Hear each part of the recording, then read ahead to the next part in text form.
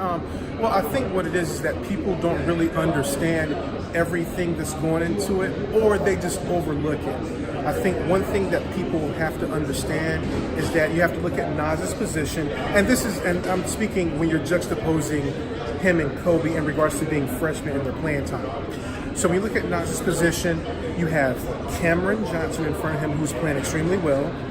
You have Luke May, who's a preseason All-American, and they're seniors, or grad students. So those things come into play, and you have a freshman who's learning the system, and you juxtapose that with their experience. It's going to be hard for him to find time.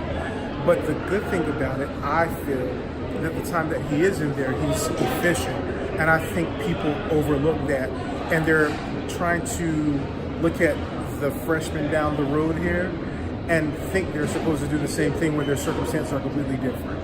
And do you think Nas made the right decision? I do. I think we did everything objectively when making the decision, and everything panned out that this is the place for him to be. Did we think it was going to be easy? We never thought that. But with anything that you do that's a grand undertaking, there are going to be ups and downs, and there are going to be challenges.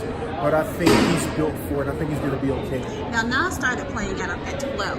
Yep. So, talk a little bit about him learning at such a later age, and most of these kids out here, they've been playing AAU since they were in the womb. Learning through YouTube and learning Kevin Durant's game. Talk a little bit about his transition, being so late getting into the game, and learning, really structured basketball at this point. Right. As I'm sure you probably know, we were a military family. My wife and I are both retired Navy, and we were living overseas and moving around quite a bit. And prior to coming back to the States, our most recent time, we were living in England. And when we came back, Nas started his school down in Florida, and he was relatively tall for a 12-year-old.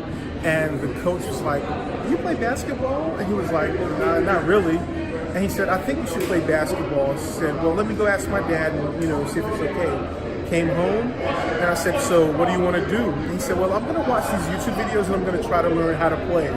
And he just watched YouTube videos and went to the gym, trying to mimic the moves and stuff like that. And he's just been consistently learning since that moment. Awesome. So do you think that Coach Williams has been a great example of teaching him the pillars of basketball and structured basketball that's going to take him to the next level? I think so. I think the thing for Nassir is that for the vast majority of his life, everything has come easy to him.